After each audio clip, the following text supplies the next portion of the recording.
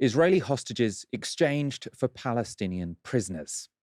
That was the headline atop the New York Times website today, and there were similar headlines throughout the Western press, of course.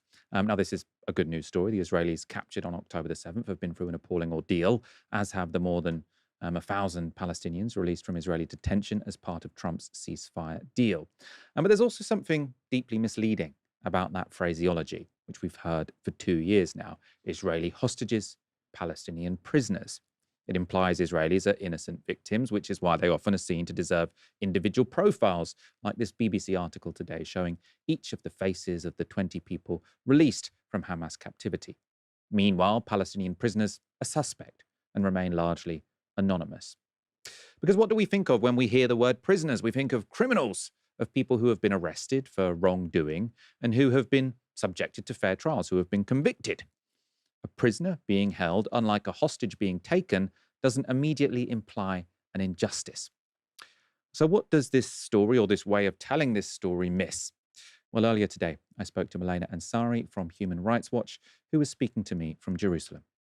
This is a really important question because when we talk about the Palestinians that are being released from Israeli custody and detention, it's a whole variety of unlawful detention, meaning the total number of Palestinian prisoners and detainees currently is 11,000 plus. Amongst them, half of whom do not have any charges presented against them and they've never been to trial. So this goes to unlawful detention, a form of administrative detention, which is basically detaining a person without charge or trial, and it can be renewed indefinitely based on secret information. So neither the detainee nor their lawyers are aware of what the charges, if there are any charges against the Palestinian held in Israeli detention. So administrative detainees are held on the presumption that they might in the future commit some kind of offense. And the way the Israeli authorities use this is that they hold children under administrative detention. So Defense for Children International Palestine reported records high of children held unlawfully. When children should be held as a last resort, we see Israel detaining them without charges. This is similar to human rights defenders, political activists, and amongst many other. So the main point also, even those with a conviction or with a sentence, most of the time they, or all of them, the majority, have been tried and prosecuted before an Israeli military court that lacks any fair trial guarantees. So, for the basic fair trial guarantee that is innocent until proven guilty, that doesn't exist in Israeli military courts. But the contrary, every Palestinian is guilty, whether they like it or not, or whether they committed a crime or not. To give you an understanding, the conviction rate in Israeli military courts is 99.7%. So almost always it ends up with a conviction. And the sentences are high because Israeli military orders place extremely high and exaggerated sentences. So for someone throwing a stone, they can get up to 10 years imprisonment.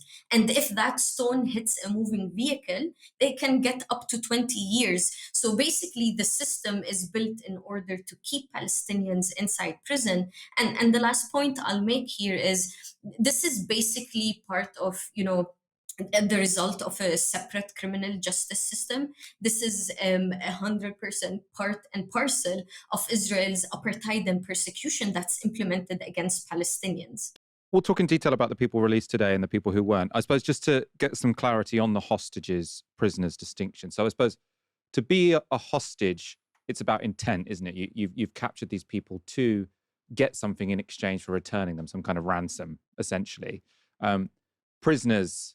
So I suppose on the Palestinian side, what the Israelis have done is not explicit that they've taken these people for ransom, but the way that prisoner can be misleading is because prisoner suggests in the mind of the audience that these people have been proven by some fair process to have committed a crime, whereas in fact, these people are in many cases arbitrarily detained, even if it's not explicitly to achieve some kind of ransom, as is the case when it comes to Hamas with the Israeli detainees, with the Israeli captives.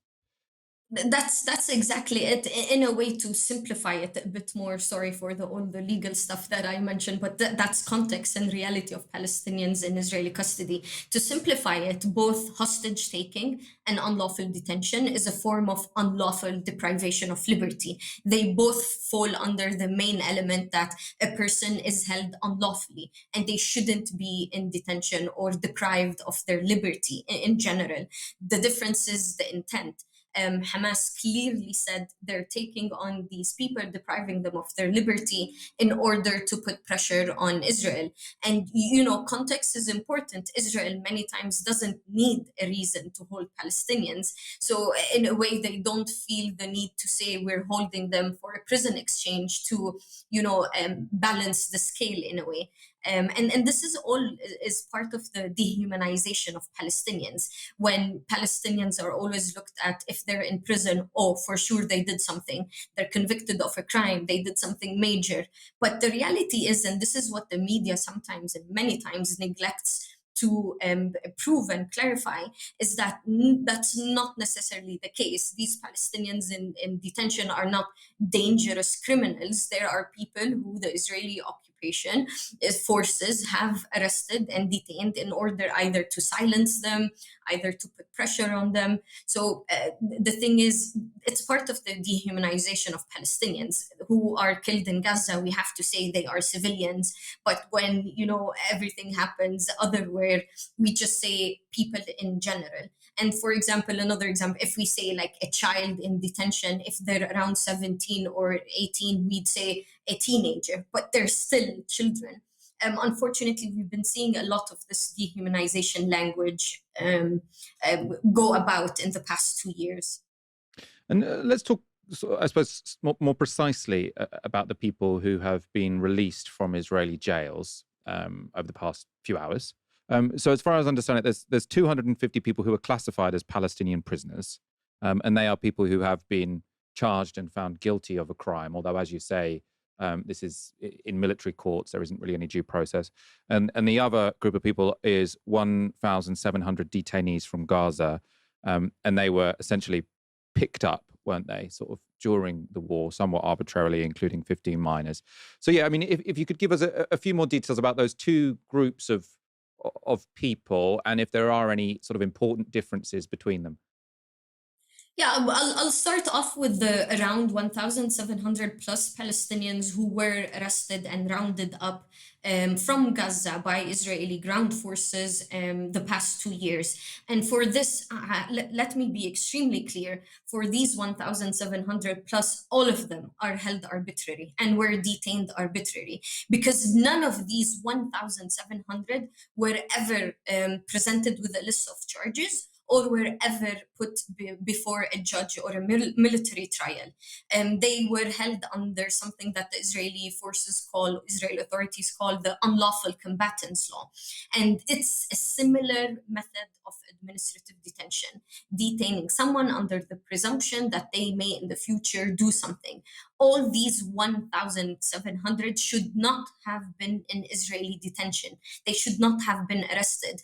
We've been, for Human Rights Watch, we documented, for example, the arrest and detention of healthcare workers from Gaza who were rounded up, for example, during their medical evacuation from the north to the south. And these medical evacuations were coordinated by the Israeli forces on the ground. And yet, paramedics, doctors, nurses, when they were at a checkpoint, they were detained by Israeli forces.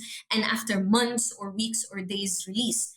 Again, no charges, no trial. The only reason these individuals were detained, for example, is to either get information from them. Most of the time, they did not have any information about anything of the hostilities because they're healthcare workers. But they also were detained as a form of pressure, adding more numbers to how many Palestinians are in detention. So, from those who were sent back to Gaza or released to Gaza, it included two women. So, two women who were also detained from Gaza and illegally moved and transferred within Israel, which is the occupying power. And it included a child as well. So, this just gives you a sense of who they are. And again, emphasis, they should not have been in detention to begin with. The other the other bunch, or the other group of released Palestinians were, as you mentioned, yes, those who had high sentences, those who had or convictions against them while they were prosecuted in a military court. But I'll give you an example of a few, not to name names, but some of the high sentences are like 2 decades, 20 years plus. And these were individuals who were arrested and detained during the Second Intifada in 2000. So these were people or individuals who were either, taking part in protests or any operations during the Second Intifada. And this was during, when the population was rising against occupation.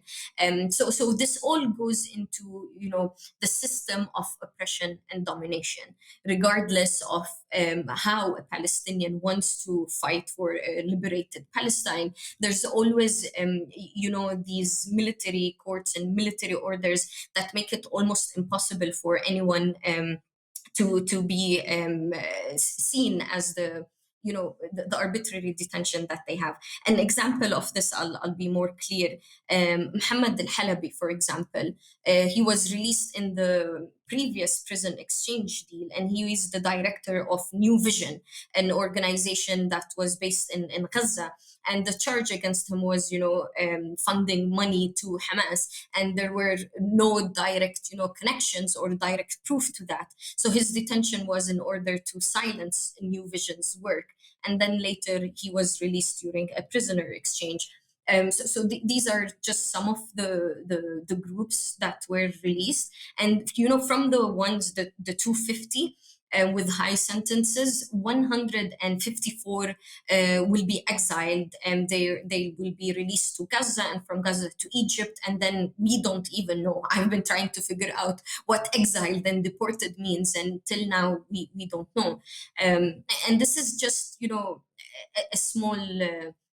a small reporting of who are the groups. But what I would add is, I was a bit heartbroken or maybe disappointed that none of these lists included, for example, the 300 plus children who are unlawfully held in Israeli detention, which was honestly a bit of a slap to the face. But I would focus on the broader around 2,000 Palestinians who were released. And none of these groups included specifically women. There were 2 women from Gaza released, but we still have 50 Palestinian women and a girl held in Israeli detention without an understanding about the conditions. We know about the conditions, but without knowing when they will ever be released. Yeah, let's talk about conditions, because I suppose another distinction that people might sort of imagine when they think of hostages and they think of prisoners are hostages are held, without any due process. Of course, hostages are held without any due process, but you imagine it being very different, being taken hostage to being taken prisoner. Can you talk about what it's like to be a Palestinian prisoner who's either been, as you say, convicted in a trial without much due process, or arbitrarily detained? What is it like to be in an Israeli prison? Because of course there's some good news today, which is people have been released, but the bad news is that many more people remain languishing in those jails. So what are the conditions like? Yeah, well, I fully, first of all, acknowledge and understand, as someone who has never been inside Israeli detention and prison, I cannot fully send or reflect an accurate picture of what has been happening. And with the Israeli authorities banning and denying the international community for the Red Cross to do their mandated prison monitoring of conditions, we do have some kind of vagueness about the reality. But having had spoken to several Palestinians who were released, including healthcare workers from Gaza and Gaza workers who were detained from October 7th, 2023, and reading reports from the UN Commission of Inquiry, for example, the OHCHR as well, Israeli and Palestinian human rights organizations, we do understand that the conditions have been brutal and abusive all throughout detention. What I mean by this is, for Human Rights Watch, we have a report from 1994 that talks about the systematic ill treatment of Palestinians in interrogation. But what we are slowly realizing is that now torture is throughout the whole arrest process, from the minute a person is taken and detained and arrested up until they're transferred to a detention facility and later a prison, and through every day and hour inside this prison facility, there's torture, there's abuse, and there's ill treatment. What we mean by this, witnesses we spoke to and from various reports, there's prolonged blindfolding and prolonged cuffing by the hands and the feet.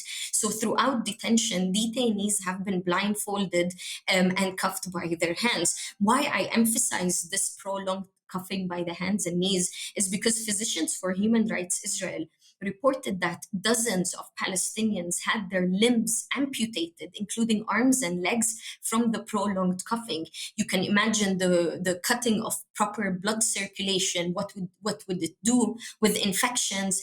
And of course, there's medical neglect.